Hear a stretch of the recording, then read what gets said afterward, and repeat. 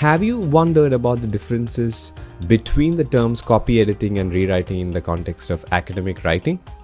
If you have, maybe you can learn more. And if you haven't, you've come to the right place. Hi, my name is Dr. KK and I'm excited to welcome you to yet another episode of the Trinka podcast. The Trinka podcast covers everything related to language technology, the use of English in the context of academic writing, interviews with experts, and many other topics. Today we discuss the often confused terms paraphrasing and rewriting. Learn what they mean, explore the differences between the two, and examine this using examples and end with some use cases. But before we move ahead, let's try to answer the question as to why we should care about knowing the differences between these two terms. One of the common questions that I get in academic writing webinars or workshops is about paraphrasing. And a lot of researchers seem to seek guidance on how to improve their paraphrasing skills, primarily with the aim of avoiding plagiarism if they have had to use some of the text from previously published papers, which could be their own previously published research.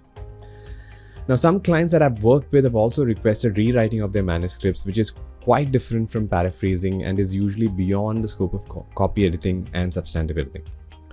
Rewriting, in fact, should probably belong to the world of writing and developmental editing, which are different from copy editing and substantive editing. Now, if all of these terms sound confusing to you, let's try to simplify the differences between paraphrasing and rewriting by exploring this in a little more detail. First, let's take a look at some definitions that I found on the internet. The verb paraphrase means to sum something up or clarify a statement by rephrasing it. This example is taken from vocabulary.com and you'll find many such examples. So to paraphrase what I just said, it means that we are saying the same thing in a different way using simpler words. Paraphrasing aims to retain the original meaning, and its goal is to make the text more readable, easier to understand, or to tailor it to specific audiences.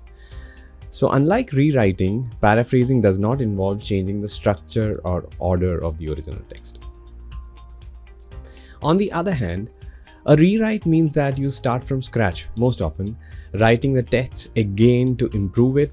The concept of rewriting is often used in the context of revisions in the fields of journalism, literature, and poetry, but is also relevant in the field of academic writing, and I'll explain why in a few moments. Rewriting involves completely changing the sentence or text order to convey the same meaning in a different way, which can arguably change the meaning as well. So you can understand how that might happen. This may involve changing the order of words or sentence structures, which is often the result of wholesale changes of words and phrases. The goal of rewriting is to create a new version of the text that is unique and different from the original, while still communicating the same message, maybe in different, meaning sentences. Let's take a look at these two terms and try to dissect the differences in a list format. Now, when you're doing paraphrasing, one tends to use the same words or similar ones with or without the revision in word or phrase order. The aim is often to simplify the text, retain its meaning of the original text, that is, and after the paraphrasing, the text is usually better suited for a particular audience. Rewriting, on the other hand, means the use of different words and phrases, which results in obviously the revision of the thought order or the narrative. The primary aim of rewriting is to modify or change the content, often with different meanings or stresses. Rewriting is also intended to make the text more appropriate for audiences, but with rewriting you can change the target audience as well, unlike paraphrasing. Now let's try to understand these terms and the differences using some examples that I've created for this purpose. So here's a small abstract of a hypothetical paper that I drafted. This paper talks about the importance of narrative style and presentation in the context of academic research, and how these aspects are often ignored because researchers and academicians are not formally trained in writing or storytelling techniques that are prerequisites if you are a writer in literature or if you are a journalist. Now, this is version 1 of a paraphrased version of the same abstract that I just showed you. I have used MS Word's Microsoft Word's track changes feature to show insertions in green and deletions in red. Now, just by looking at the changes, you can come to a conclusion that this is an edit with changes in phrase and word order, but the narrative of the abstract more or less remains the same.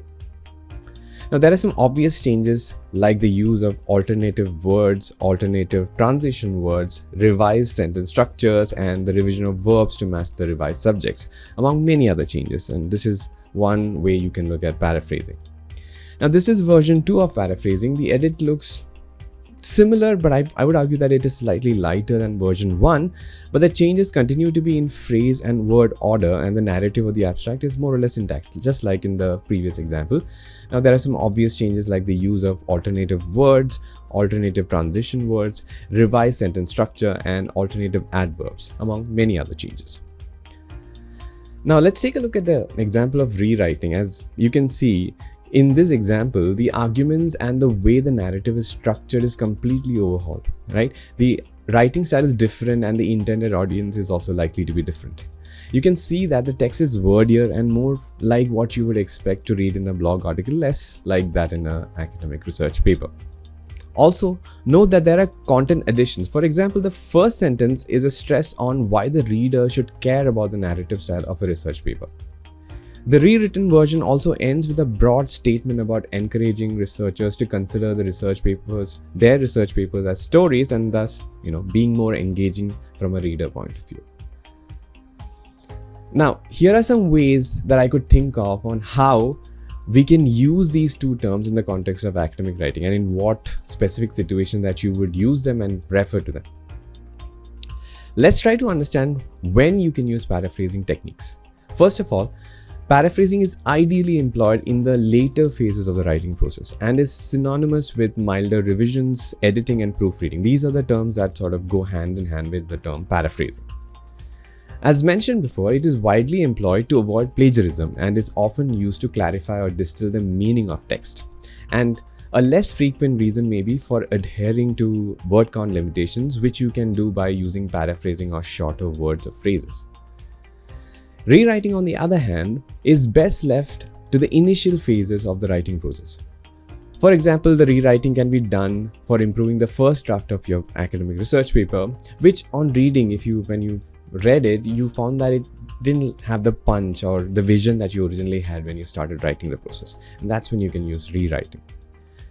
It can also be used to change a lot of things in your text, including what you want to stress on, change your position of argument, change the angle from which you're approaching a particular problem or an issue, cater to different audiences which are completely different from your original intended audience, changing narrative types, and for example, from an original article to a brief communication, and to change the writing style, for example, for suiting the needs of a particular geography, which your new target journal now is more in the coverage of.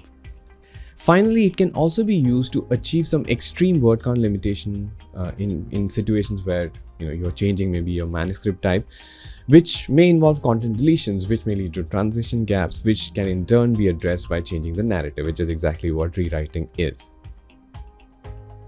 This brings us to the end of the episode of the Trinka podcast, where we discussed rewriting and paraphrasing. If you have thoughts on what we discussed in this episode, or if you'd like to continue the conversation or explore other avenues or angles in this sort of dichotomy, please let us know by contacting us via social media or by email. We hope you enjoyed this episode of the Trinka podcast, where we cover all things related to academic publishing, language technology, and also interviews with experts. Once again, the Trinka podcast is available on all major podcasting platforms. If you find us there, please rate us 5 stars. We are also there on YouTube, and you can subscribe to the channel. We are there on all forms of social media, including Weibo and WeChat. Just search for Trinka AI. If you find us there, leave us a note, and obviously you can write to us by email at podcast@trinka.ai. On behalf of the wonderful team that helps in the making of this podcast series, this is Dr. KK signing off for the Trinka podcast, Academic Writing Done Right. I'll see you in the next one.